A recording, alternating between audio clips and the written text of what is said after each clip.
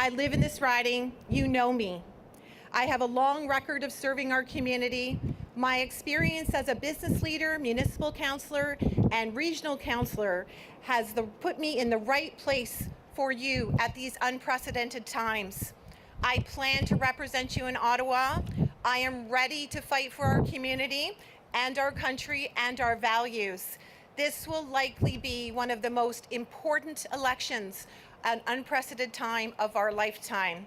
Mark Carney has already stood up to Donald Trump, and he is the right person at the right time. So please welcome our leader, who will build Niagara and Canada strong, our Prime Minister, Mark Carney. Thank you. Thank you so much, Andrea. Nothing is going to blow Andrea off course. Thank you for that kind introduction, my fellow Liberal candidates. Thank you for joining me this morning. You know, our country appreciates your putting your hands up to serve at this crucial time. And I'm going to up Andrea a bit. I think this is the biggest crisis of our lifetime. You know, Canada and America have been friends for a long time. And like any sets of friends, we don't always see eye to eye. But when push has come to shove in the past, we've always been there for each other for over, 150 years. We found a way, and when those differences have come along, we found a way in a Canadian fashion to disagree agreeably. We've really chosen diplomacy over division. But more often than not, what we've done is we've drawn on shared values, including commitment to democracy, commitment to rule of law, pursuit of shared prosperity, peace, and a willingness to stand by each other's side. And really that kinship is symbolized here behind me at Niagara Falls. The falls come from the same river, divides into two very different experiences. Of course, it's a much more beautiful experience on the Canadian side, as we want to point out, everyone knows. But after those different experiences, that river through the falls reunites. Obviously, each side of the falls, each side of the river, there's town with the same name. And over really centuries have shown the value of collaboration over conflict. Collaboration being the path to great prosperity, because we share a stake in each other's success in Niagara Falls and between Canada and the United States. Unfortunately, that attitude, that approach is changing, and it wasn't us that has done the changing. Maintenant, les menaces tarifaires de President Trump. Now the tariff threats from President Trump on aluminum and steel, tariffs on vehicles, and tariffs on softwood lumber because of the crisis, and of course on pharmaceuticals as well. All these tariffs threaten our workers. They threaten Canadian businesses, and they threaten the investments of retirees. And we've recognized this for a while, that President Trump is trying to fundamentally restructure, reorder the international trading system. And in the process, he is literally rupturing the global economy, and he's putting in jeopardy the lives of hundreds of thousands, the livelihoods of millions of Canadians, including in communities such as Niagara Falls here.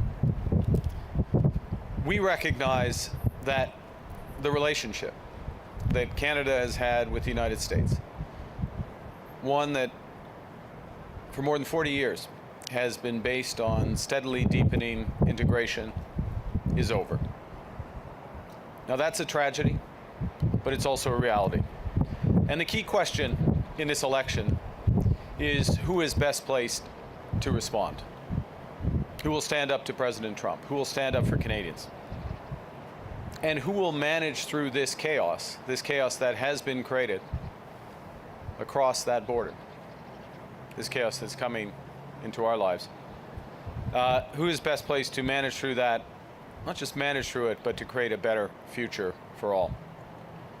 Now, I, for better or worse, have managed crises almost all my professional life. I helped us manage through the 2008 financial crisis. I helped guide the UK through the Brexit turmoil. I think I know not just what it takes to survive a crisis, to get through a crisis, but what it takes to emerge stronger than before. I know from experience that when you're in a crisis, you don't hope for the best, you have to plan for the worst. And in this crisis, it means preparing for America's threats to our very sovereignty. I think it's clear the U.S. wants our land, wants our resources, wants our water, wants our country. What's happening is these tariffs, these threats, with them, President Trump is trying to break us so that America can own us. Now, that will never happen. That will never happen. Canada is not America. It will never be part of America. But we need a plan to deal with this new reality. Because, and I know this from experience, that in a crisis, plan beats no plan. A plan provides direction in the fog of uncertainty. A plan provides purpose. It rallies the team. It drives action. The third thing I know from experience in a crisis is that you have to act with overwhelming force. You need that force to overcome the anxieties that, I think we all feel, but people feel, companies feel in a crisis. You need that force to break through uncertainty. And you need that force to replace what a crisis takes away. It's said that there are no atheists in foxholes. There should be no libertarians in a crisis. What happens in a crisis is the private sector retreats. Government needs to step up.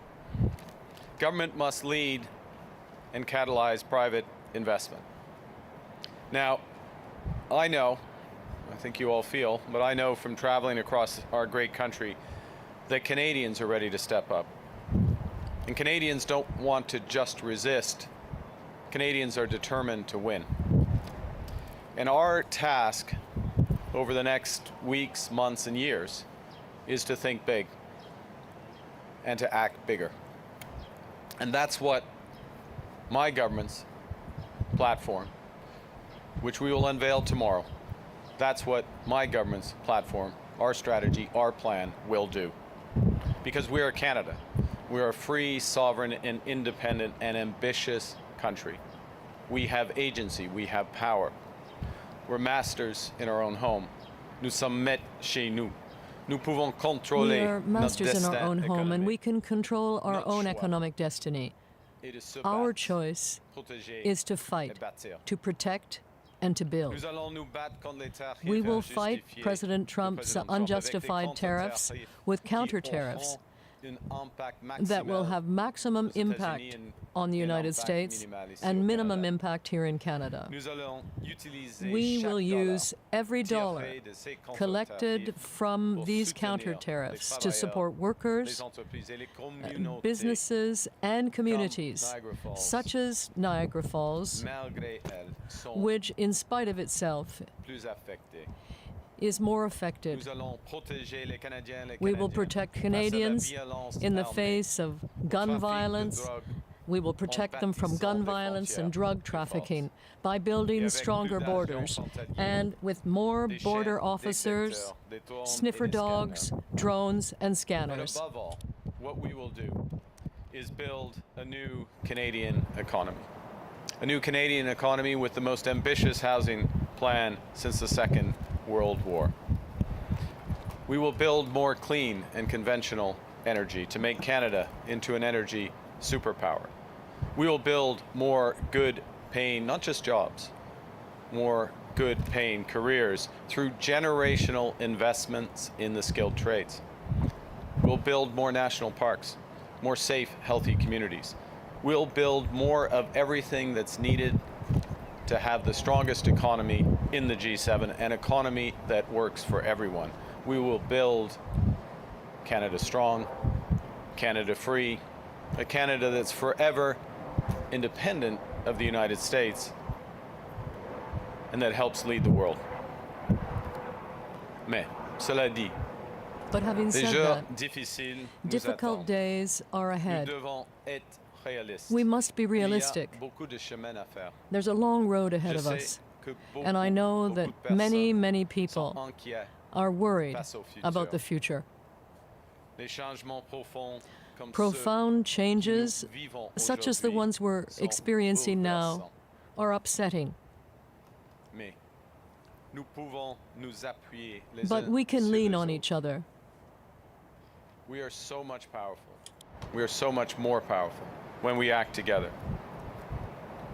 You know, standing here, we're reminded of Canadians who provided refuge to stranded passengers in Gander, to helping forest fires be fought in California, to doing extraordinary things for Americans when they needed it.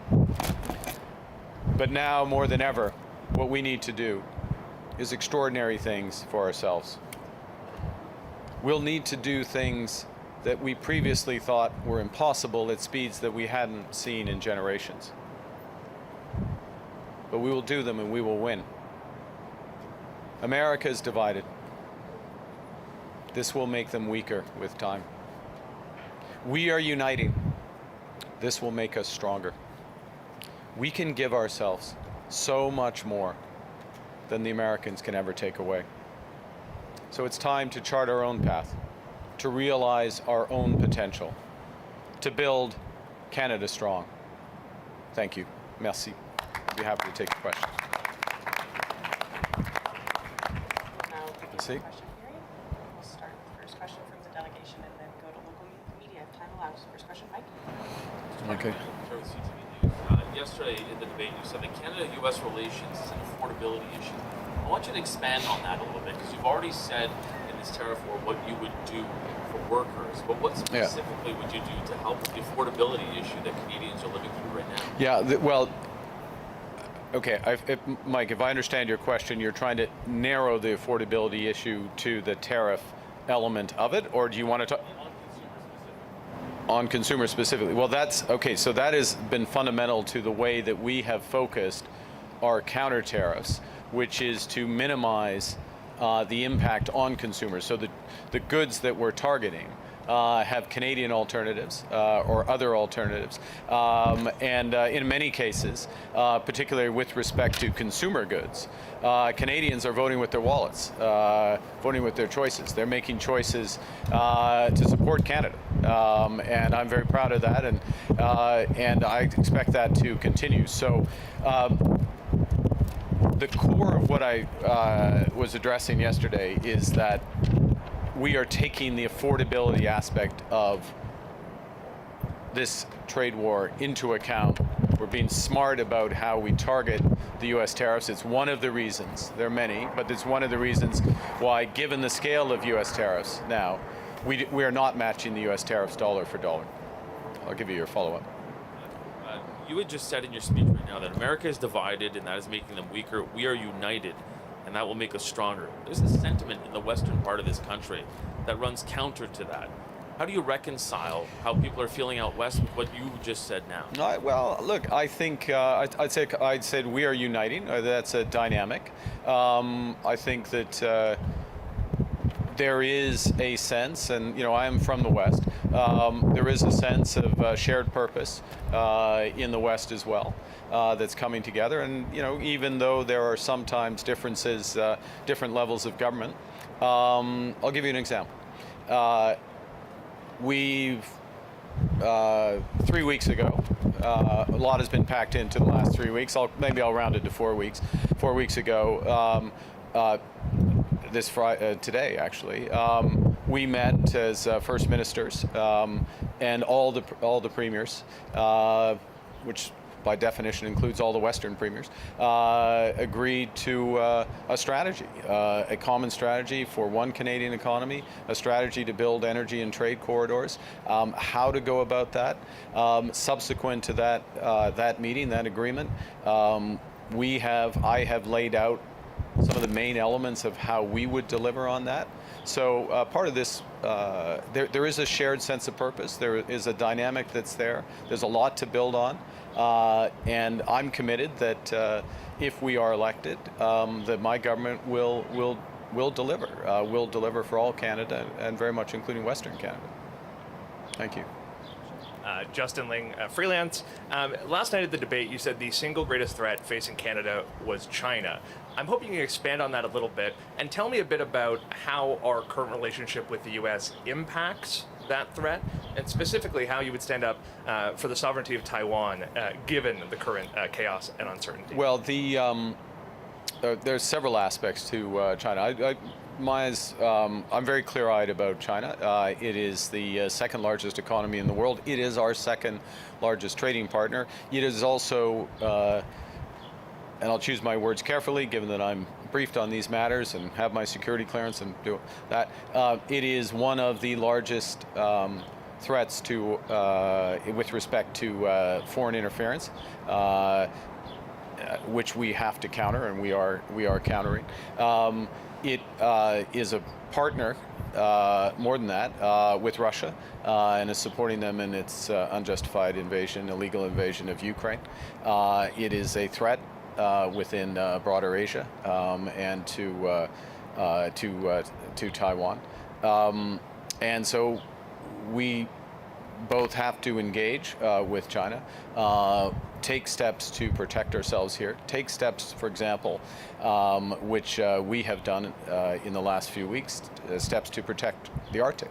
China is a threat, becoming an emerging threat to the Arctic, which is why we will now have, one of the reasons why we'll now have year-round presence in the Arctic, why we have over the horizon radar struck with Australia, why we have announced that we're going to reinforce our icebreakers and our military capabilities in the Arctic. So, as from a geopolitical sense, the biggest threat, we're taking action to address. En français, c'est la menace chinoise. Pour moi, c'est clair. For me, it's clear. China is the second largest economy in the world. And in fact, it's Canada's second largest trading partner. And it is certainly one of the countries that is a source of foreign interference here in Canada. It is a military partner to Russia, and China represents a threat to a number of countries in Asia, including Taiwan, of course. And finally, for us here in Canada,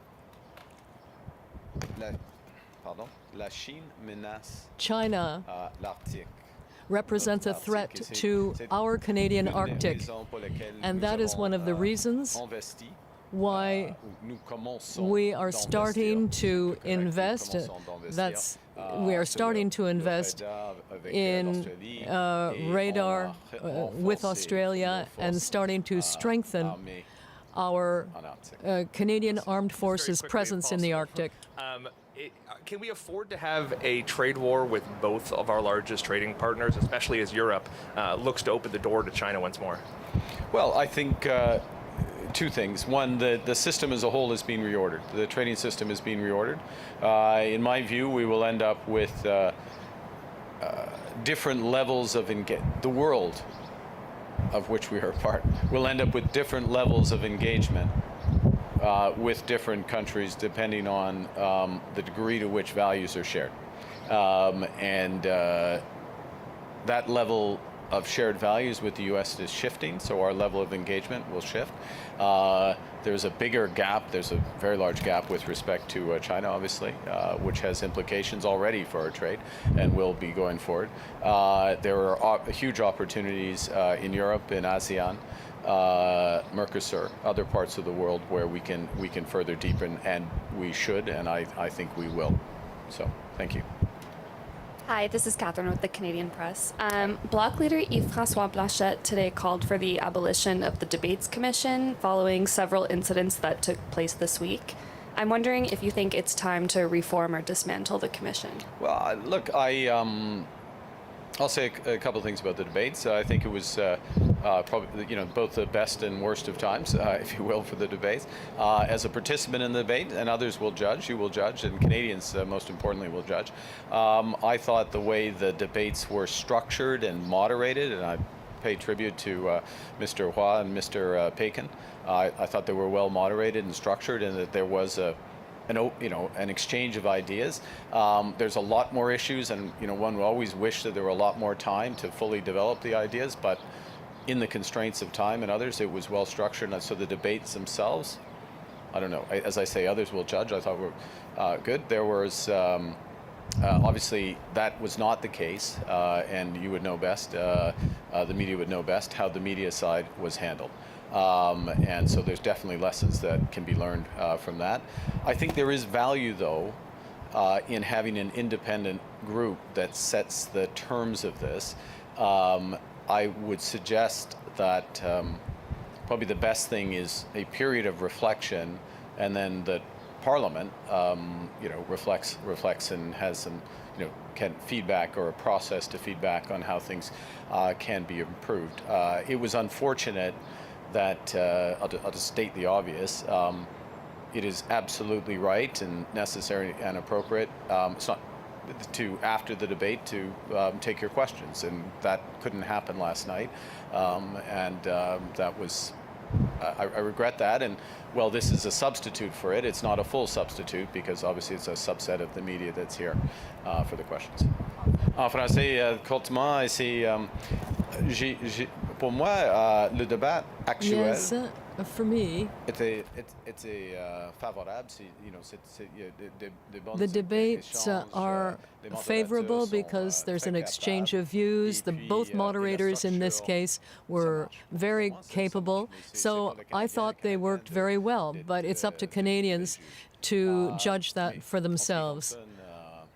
But with respect to the issues at the press conference, that's a real tragedy that it couldn't happen. There is an advantage, I think, in having an independent commission making these kinds of decisions. And I think it would be a good idea for there to be a period of reflection where we could strike a committee, or a Parliament could reflect on potential reforms. On another topic, today Conservative leader Pierre Poilievre said that he will end the ban the Liberals enacted on plastic items and the plan to require more plastics to include recycled content. So I'm wondering if a Liberal government under your leadership will maintain those policies. Well, I'm losing track of how many sort of American imports. It seems like some of the only imports that are going up from the U.S. are policies from south of the border. Look, the restrictions that are in place all have readily available, readily affordable, broadly affordable options. So I don't see the need to follow the U.S. either in terms of the respect for rule of judgments of judges, U.S. firearm policy, or with respect to plastics. We make our own decisions here in Canada. Thank you. Last question. Sorry, we'll just do one last question from the delegation before going to local media.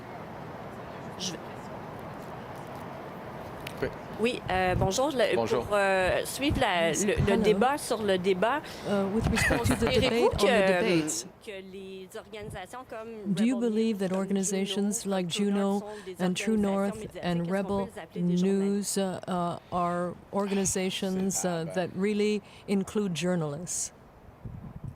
C'est difficile. Well, that's a tough question. C'est un des avantages d'avoir une commission That is one of the indépendante. advantages of having an independent group or commission. Now, I know what happened this time, Pour un politicien but for a de politician, faire des jugements sur la qualité making de la judgments média, ça, pour moi, on the quality ça of the m'inquiète. media organizations, I find that a bit worrisome.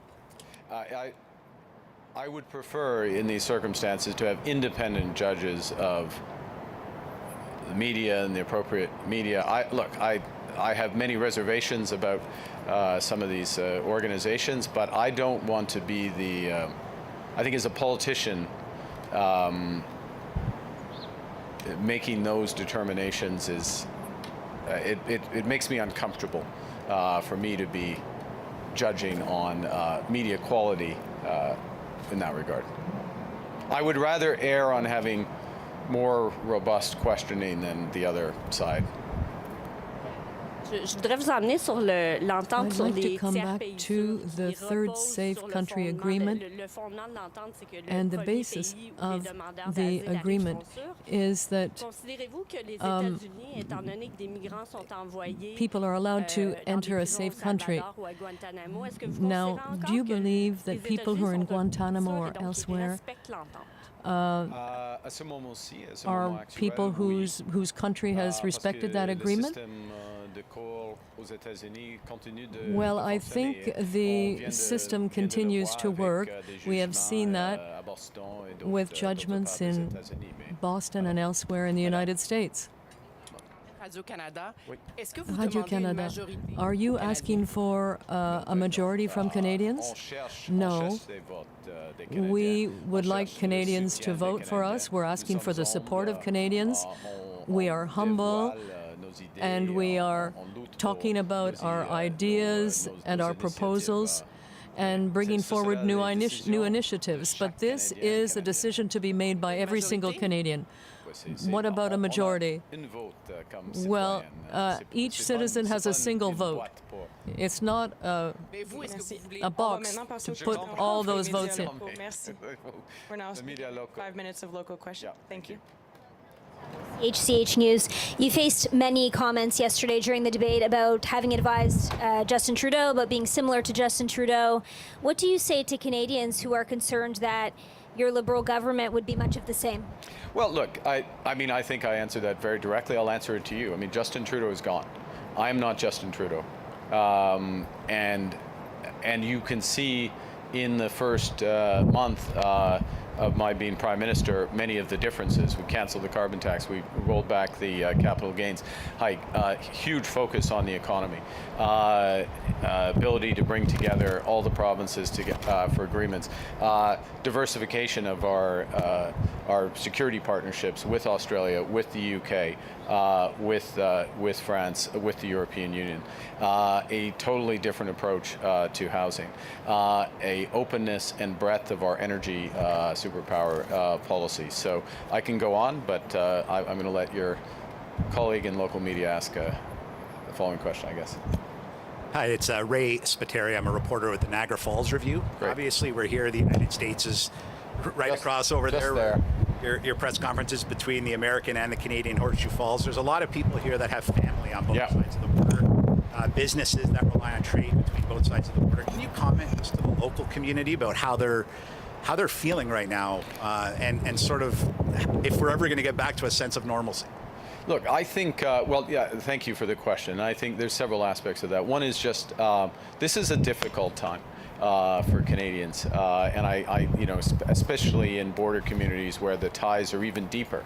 I mean, the ties Canada and the U.S. are very deep, but they're even deeper in this community, as you say, ties of blood and workplaces and others.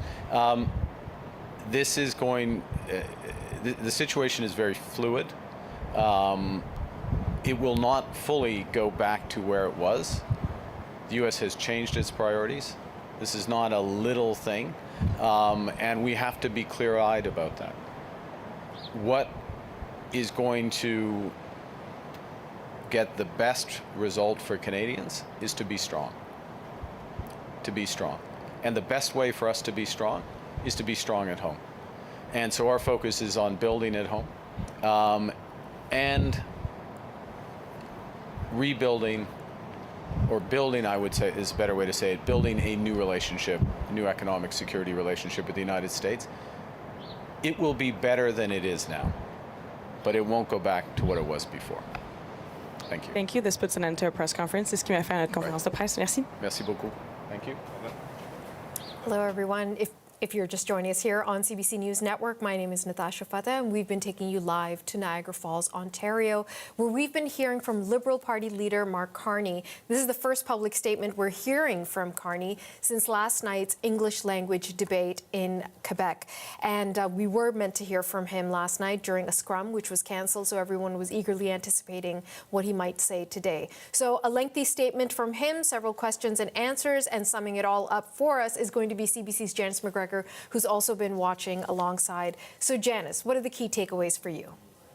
Well, this is kind of a dual purpose event. We'll get to the questions in a second, but don't miss the significance of the location. If you are seeing this event as a bit of a trailer for something that's coming tomorrow, which is the release of the full Liberal platform. A lot of themes in his prepared remarks about what Liberals are really framing as the ballot question, the need to make Canada strong, with Mark Carney at the helm to manage this current crisis in Canada-US relations. Of course, you're going to plant yourself in Niagara Falls and have that kind of a backdrop when that's your message. But there's kind of an added bonus of heading to this part of Ontario, because that Niagara Falls seat is one that if you are looking at places where it is a Liberal versus Conservative fight, but it went to the Conservatives last time, and you think maybe if you get some wind in your sails, you could start picking off Conservative seats. The Niagara Falls seat, and his candidate in Niagara introduced him at this event, could be one of those places. And all week, sort of in the week to come, rather, we are going to be seeing some hints as to where the kind of Liberal war room believe it might do some good to put your leader in there, shake some hands, and get some attention. I'll note he is going next to Port Colborne, which is kind of nearby, but it's a current Liberal seat, but the race was real tight last time, and it's been redistributed. So if you look at sort of the new map and you project the old results onto the new map, there's some signs that the MP, Vance Badaway, who is in the background of Mark Carney in that shot, could be in for a real squeaker, or you know, under the previous vote, might not have got it. So reinforcing him, trying to make sure he stays in the column. And then there's another riding that was quite substantively won by the Conservatives for later on in the afternoon. So a little bit of defense, a lot of offense today in terms of where the Liberal tour goes. I think we always, as we sort of project forward and wonder kind of where this is going, you have to watch the tour, because they're sending him in where they think he can do good. And, you know, with the added bonus here of it also being very much on brand for the core message. In the questions and answers, I took note of sort of what he said about the debates. You really saw him, though, there not kind of wanting to be in the headlines, saying, you know, he felt it was a well-run debate. He doesn't believe it's for him to get in there and start judging kind of issues about sort of media and who deserves to be there and who doesn't as a politician. The answer on the threat to China in light of what came up at the debate last night, also interesting. He now sort of had a long list of reasons for why he thinks China is a threat. Not all of those reasons, to be clear, kind of came out in his answers, or at least he didn't have time to get to them before time ran out on him last night. But you could see him kind of thinking through sort of how he wanted to have measured remarks, but clear remarks about where things stand. And along with the U.S., sort of having China in there as a country where if there aren't shared values, you are going to change your relationship accordingly. And I mean, remarkable that we are sort of talking about the U.S. and China in the same breath, you know, with those kind of comparisons. But here we are, 2025. We are in a very different place, of course. So I thought those answers were both interesting. He also weighed in on the plastics ban, which was the subject of the day on the Conservative side, found a way to tie that into the Canada-U.S. theme too, suggesting that this was an idea that the objection to sort of the woke plastics ban was something that was imported into Canada, and saying we don't need to follow the U.S., we make our own decisions here. So almost making a sovereignty argument for the ban on single-use plastics, which is an interesting kind of frame for it, but I guess that was his theme of the day. Okay, CBC's Janice McGregor in Ottawa. Thank you, Janice. You're welcome. Advanced voting is now open across much of the country, and it's going to continue to stay open until Monday. Now, it offers Canadians their first opportunity to vote for their preferred candidate. CBC's Aaron Collins is at an advanced polling station in Calgary and joins us now live with more. So, Aaron, describe how busy it is there. You know, really busy, and I guess that shouldn't totally surprise